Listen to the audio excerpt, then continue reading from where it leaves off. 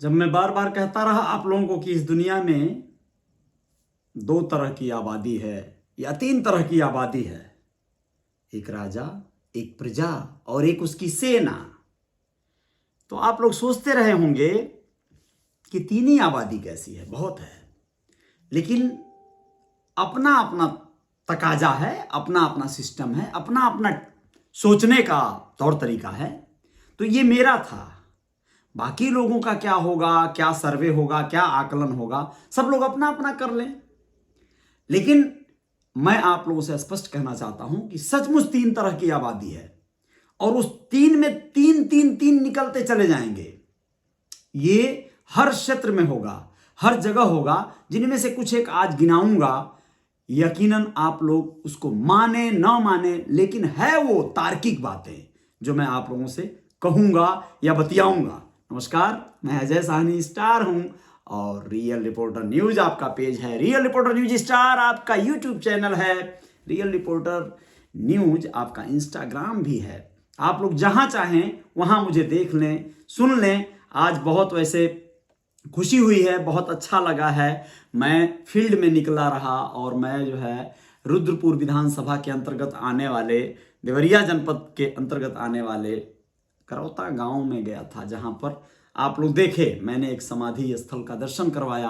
कोई राजनीति नहीं, कोई धार्मिक उन्माद नहीं, कहीं कुछ नहीं। एक संत, एक महात्मा, एक पुण्य आत्मा के संदर्भ में बताना था थोड़ा बहुत, और ये बताना था कि उनकी समाधि किस तरह से बहुत ज़्यादा मतलब उसकी देखभाल नहीं हो पा रही है और उसकी देखभाल हेतु जिम्मेदार लोगों को आगे आना चाहिए। बस इतनी सी बात थी। ब्रिज किशोर कुमार जी, जय जयकार जारी रहेगी। बहुत बहुत शुक्रिया, बहुत बहुत धन्यवाद।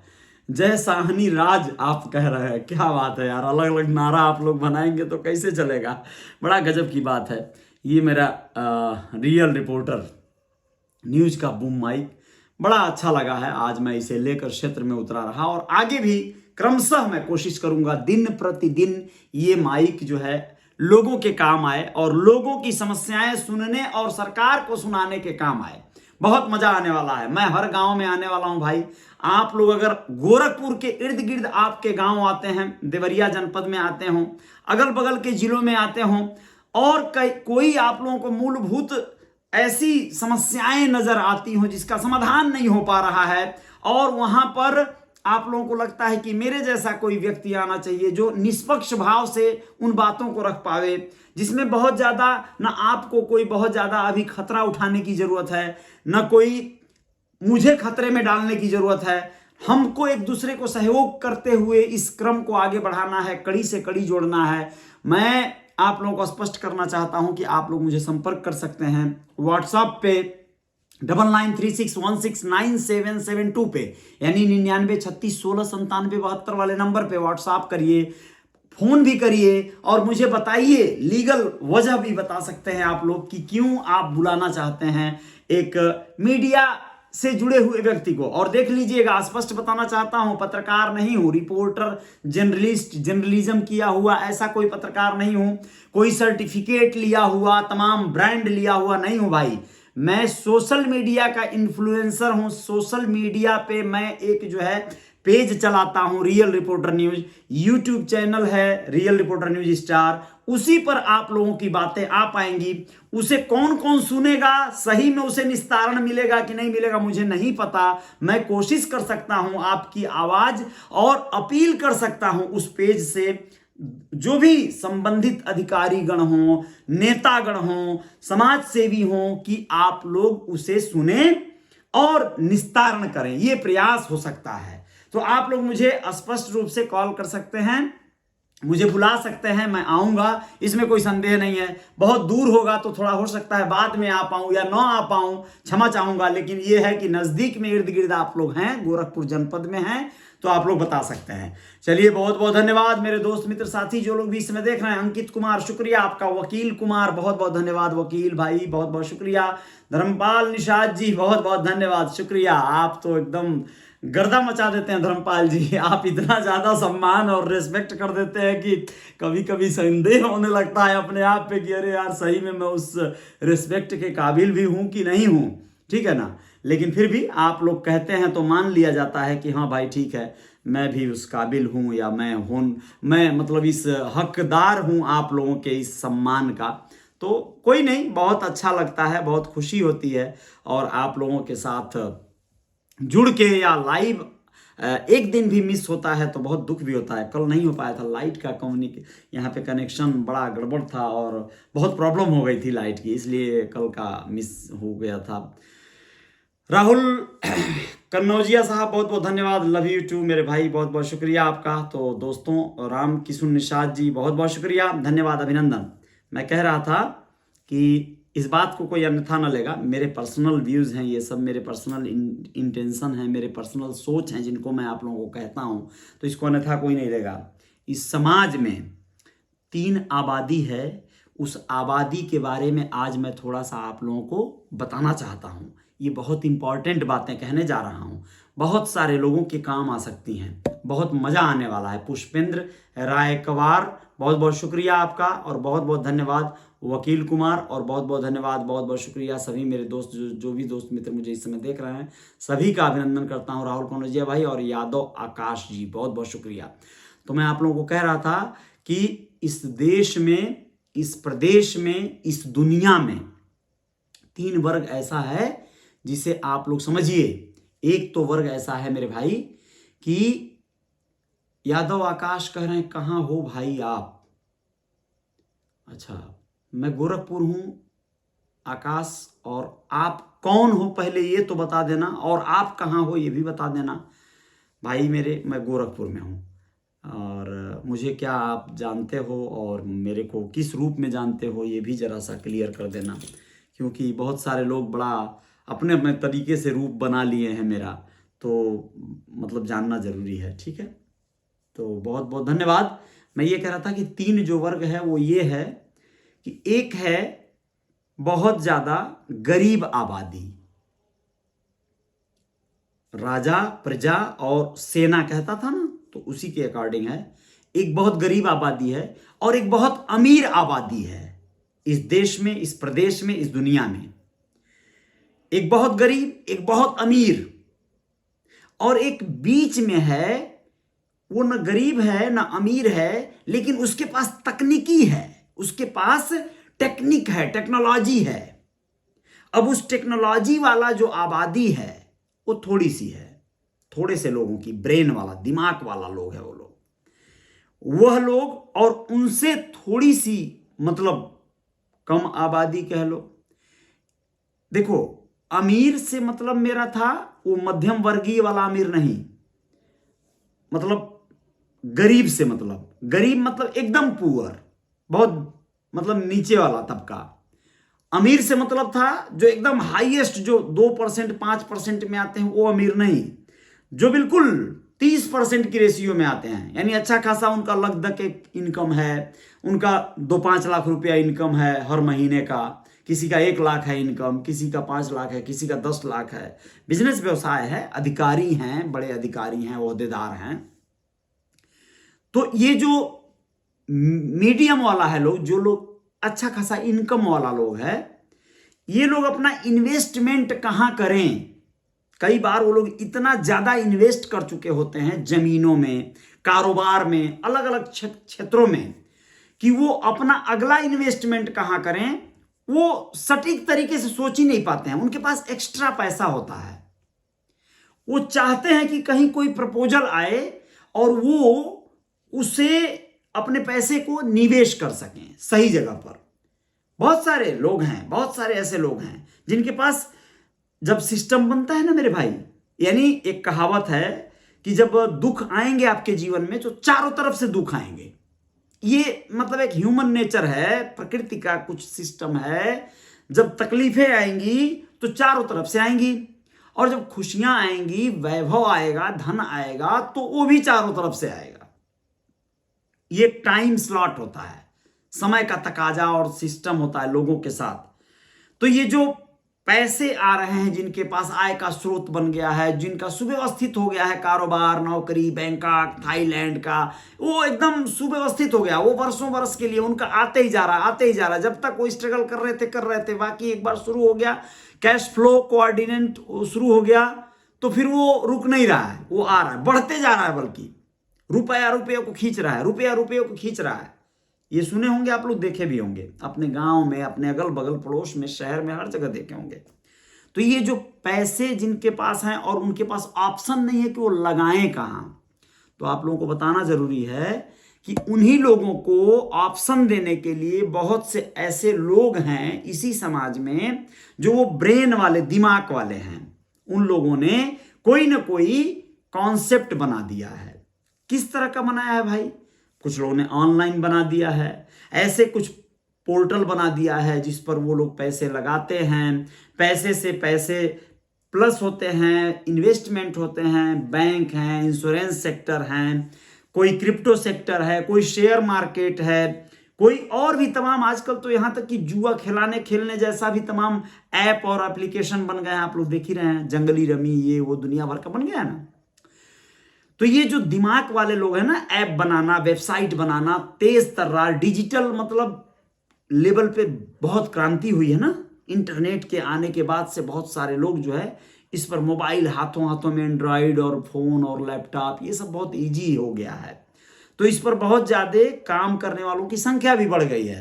ये जितने लोग हैं ये पढ़े लिखे टेक्निकल लोग हैं। अब उन लोगों ने कोई प्लेटफॉर्म बना दिया और उस प्लेटफॉर्म के जरिए जो गरीब आबादी है उनको उस नेटवर्क से जोड़ा, उस नेटवर्क से जोड़ा और उस नेटवर्क से जोड़कर थोड़ा अपने कमाया, थोड़ा उस नेटवर्कर को कमाया और थोड़ा कभी कभी उस इन्वेस्टर को भी कमवा दिया।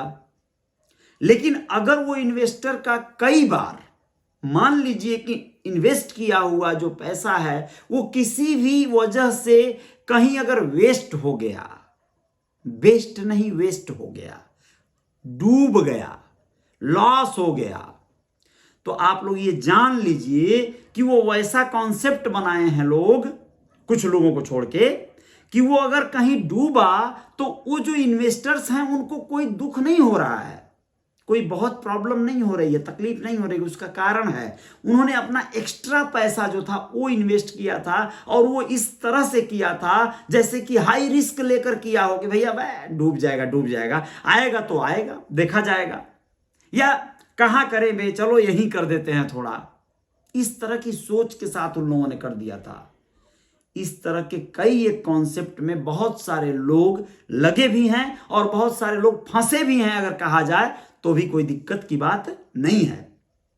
लेकिन अब इसमें कोई कहे कि क्या ऐसे कार्य को करना चाहिए जो किसी और के लिए कार्य करता है, जैसे नेटवर्कर की बात कर रहा हूं मैं। इन दिनों बहुत सारे लोग ऐसे हैं अलग अलग सेक्टरों में मल्टी लेवल मार्केटिंग करना है। जैसे मान लीजिए कोई भी प्रोजेक्ट हो गया, कोई भी प्रकल्प हो गया, ऐसे तमाम प्रकल्प आपके नेटवर्क इंडस्ट्रीज में हैं, तमाम ऐसे लोग हैं, तमाम ऐसे कंटेंट हैं। जैसे मान लीजिए हर्बल लाइफ का कोई प्रोडक्ट है, ये एक कंपनी है, ये एक तरह से बहुत सारे इसके प्रोडक्ट है जो कंज्यूम करते हैं, हम खाते हैं, खाने वाला प्रोडक्ट कोई बना रहा है, वो बेच रहा है, महंगा या सस्ता नेटवर्क के थ्रू बेच रहा है। लग रहा है कि ये बहुत महंगा है यार, बहुत लिमिटेड लोग खरीदेंगे, नेटवर्कर्स बहुत सारे मिलके इसमें बहुत सारे लाइन तक जो है कमीशन जा रहा है, बहुत सारे लोग जा रहे हैं।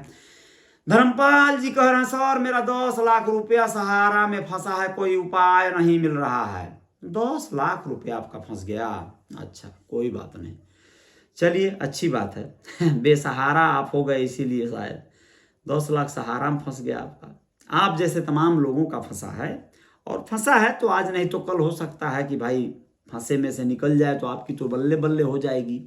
लेकिन अब क्या होगा क्या नहीं, उपाय नहीं सूझ रहा है तो क्या बात है, आप कमाइए धमाइए, मेहनत कश आदमी है।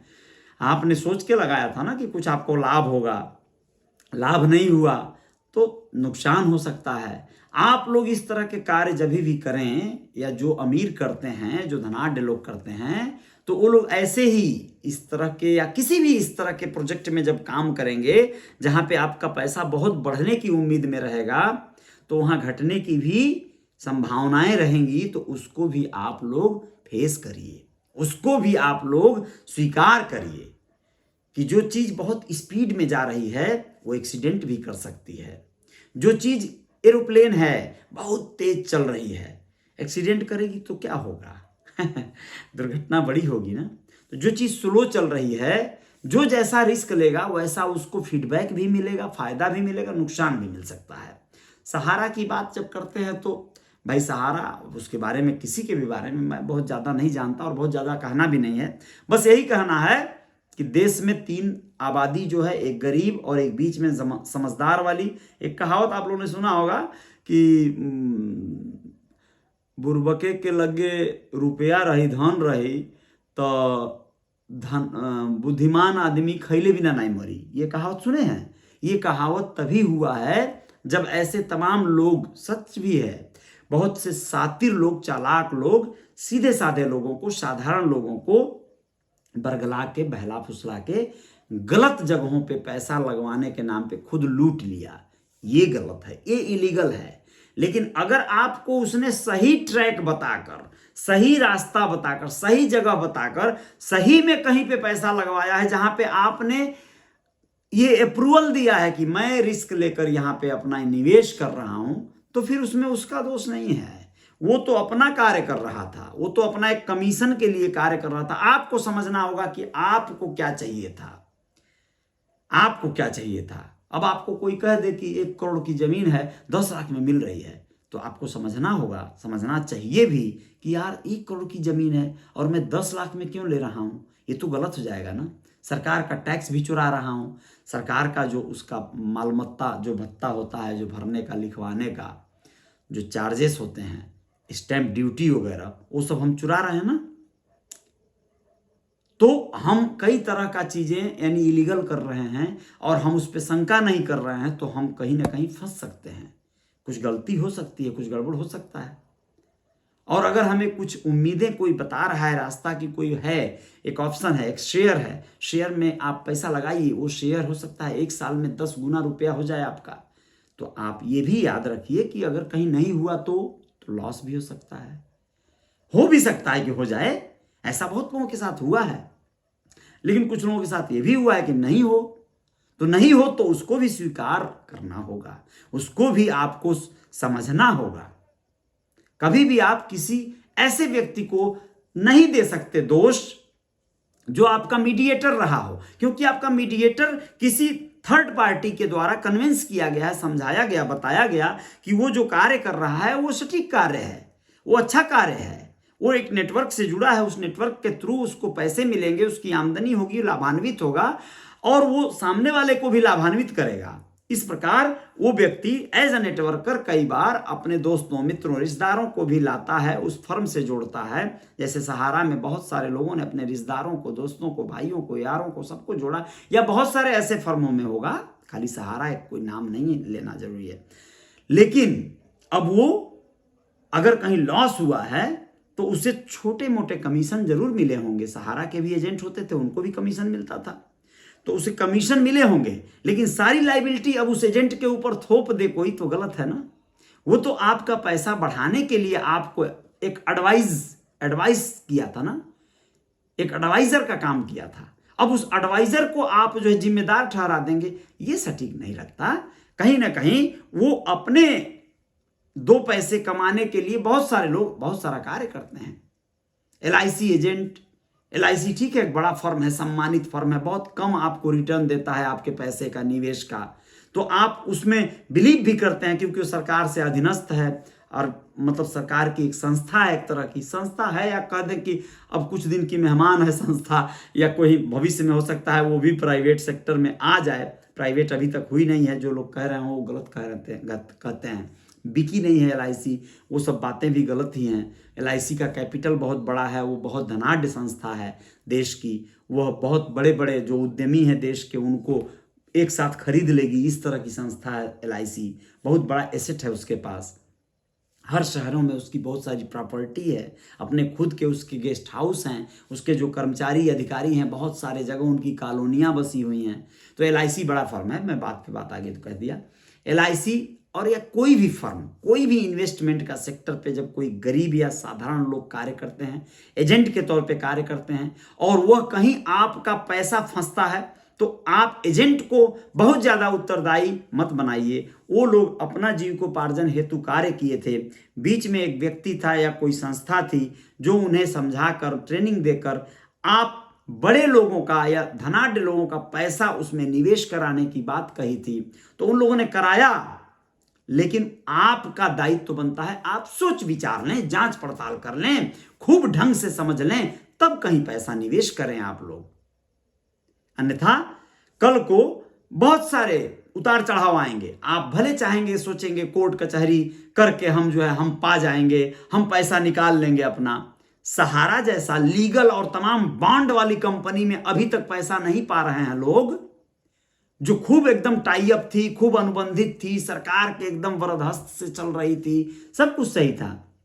उसकी बहुत सारी प्रॉपर्टियां सीज हो गई, नीलाम हो रही हैं, हो गई, फिर भी अभी नहीं मिला लोगों का पैसा। तो ऐसी कंपनियों का कैसे मिलेगा जो लोगों का धरातल पे बहुत कुछ ना हो सकता है सिर्फ मोबाइल पे और इंटरनेट पे उनका एप्लीकेशन ही काम कर रहा हो, उनका तो कोई बैकग्राउंड भी मजबूत ना हो, तब क्या करेंगे आप?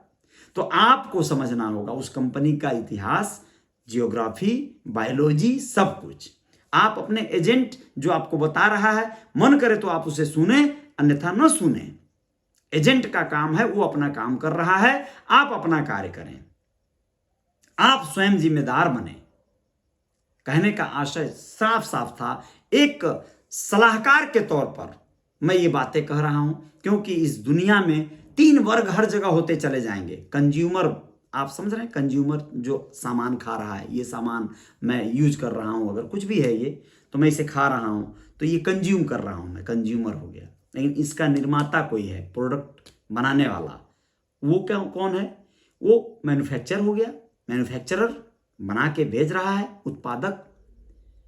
और बीच में एक व्यक्ति है जो डिस्ट्रीब्यूटर हो गया, वो डिस्ट्रीब्यूटर हमारे तक, दुकानदारों तक या किसी तक इसे पहुंचा रहा है, उसका कुछ हिस्सा बनता होगा।